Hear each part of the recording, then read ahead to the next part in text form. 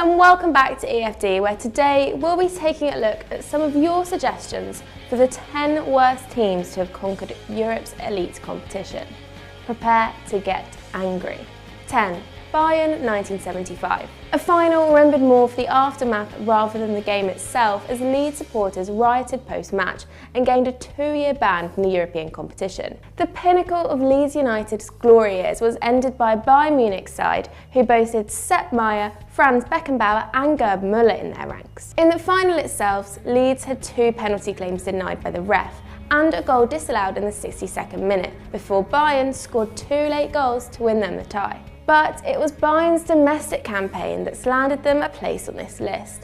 For all their efforts in Europe, they ended the Bundesliga in 10th, the worst league position for European champions at the time, and a record that stood until our next entry. 9. Aston Villa. Yes, it's Aston Villa, the biggest surprise winners on this list, who beat Bayern 1-0 to lift the cup and inherit the award for European champions with the worst domestic performance, as they finished 11th. Yes, 11th.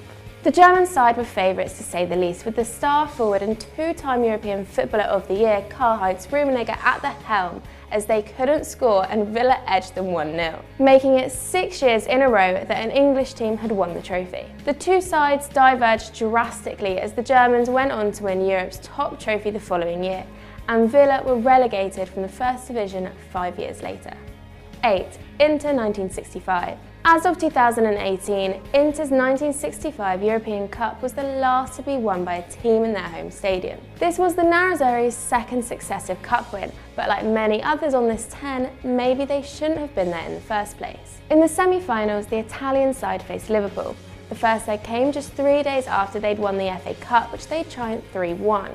And going into the second leg, things looked set for Bill Shankly's side to progress. The referee's decisions that night were questionable at best, allowing Inter to score directly from an indirect free kick, Pirlo to steal the ball from Liverpool keeper Lawrence illegally and score, and to disallow a perfectly legitimate Liverpool goal. Although the Spanish referee was never charged with any crime, the fixture did occur during the systematic match fixing in Italy, with Inter being one of those teams caught up in the scandal. 7. Red Star Belgrade 1991.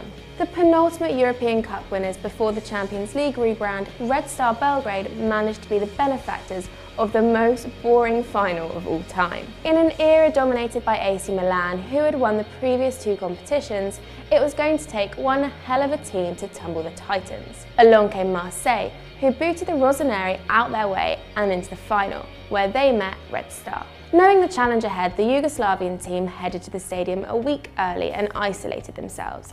No phone calls, no wives or girlfriends, all they could do is be fully focused on the game. Although this did work, the team were definitely fully focused, but they were only focused on defending. Red Star's lack of attack in the final led to a drab 0-0, which they eventually won on penalties.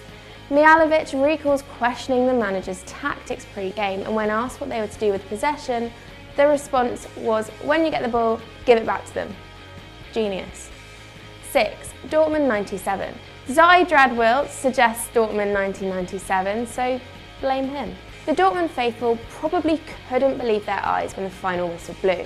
In a campaign that had started badly with a 3-0 thumping by Steaua Bucharest in the group stages, things looked set to go from bad to worse when they faced Juventus, that not only contained the likes of Zidane, Deschamps and Vieri, but absolutely battered Dortmund 6-1 in the previous UEFA Cup final. To be fair to Dortmund, they had a game plan and it worked. They stifled Zidane by some extremely close man marking from current Stoke manager Paul Lambert, and 2 goals from set pieces had them 2 up at the break. But realistically, they had no right to win the game. Juventus had a squad brimming with talent, but just couldn't perform, showing just how integral Zizou was. 5. Barcelona 2009. Stu Lovebock has our next suggestion, and he thinks Barcelona's 2009 triumph is one marred with luck. Putting Pep Guardiola's Barcelona in this list is extremely controversial and mad. The side only lost one game in their journey to becoming European champions, but there's a particular match that spoiled a nearly flawless run to the final. We all know about UEFA Lona, Barcelona's extremely dodgy dispatching of Chelsea in the semi-finals. The many poor refereeing decisions, including 4 penalty claims that led to Didier Drogba's post-match meltdown, tarnished not only Chelsea's Champions League claims for a second year in a row, but the career of referee Tom Henning-Overbo. The 45-year-old wasn't selected for the following World Cup and retired as a result, and is still getting abuse years after the game. 4. Porto 2004. Buffon the legend brings us the next one. A treble year that put Jose Mourinho on the map, this Porto team had by far the easiest opponents in the final. A Monaco side who were just 1 point away from not reaching the knockouts and won their round of 16 and quarter-final games on away goals. But Porto's road to the final wasn't plain sailing either.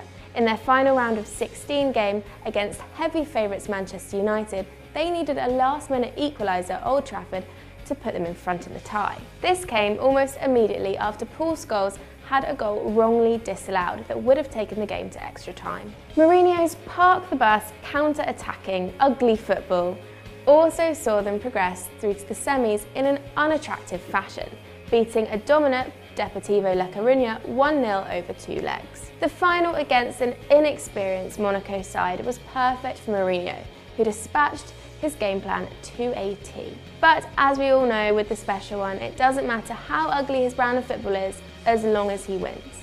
3. Liverpool 2005. Oakard Gellebroek brings us the next one, and it's another controversial one. Liverpool's domestic season that year was nothing to shout about. They finished 5th in the Premier League, and without Europe it would have been yet another disappointing campaign. Everyone knows about that night in Istanbul and the miracle comeback.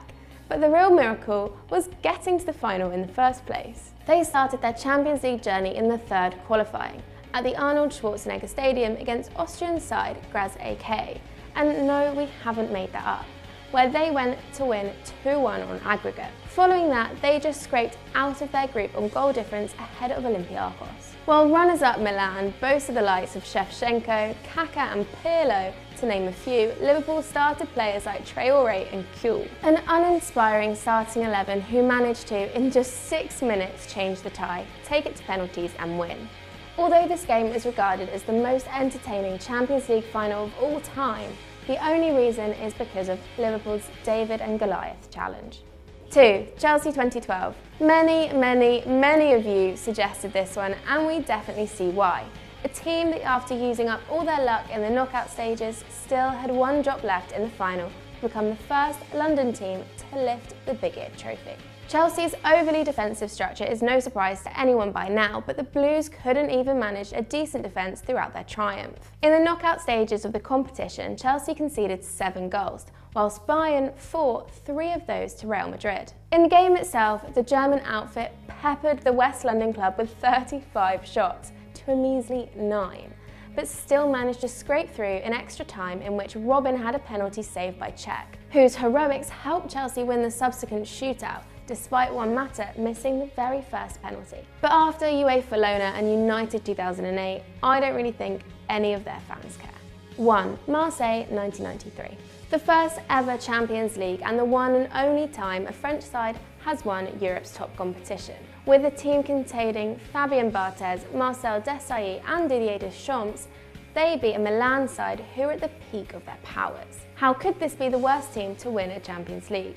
That year, the French side had had their league title stripped away after owner Bernard Tapie was found guilty of fixing their league game against Valenciennes, which both secured the Ligue 1 title and allowed them to keep players fresh for the final against Milan, which they won 1-0. Not only did this directly affect the final itself, but allegations surfaced later for further tampering. Jean-Jacques Idélie, who among others served jail time for his part in the scandal, said that the players were given injections before the final. Mark Hatterley, a striker for Rangers, claimed that he received a phone call asking him not to play. Despite Bernard Tapie's conviction and further revelations of their Champions League venture that year, UEFA still continued to hold them as the champions of Europe in '93. Thank you for watching. That was our top 10 worst teams to have conquered Europe. And if you like them, let me know. If we missed anyone out, let me know as well, but we didn't make them all up, so blame yourselves. And why don't you check out Zach and Mikey on Football Monday Out? And don't forget to like and subscribe.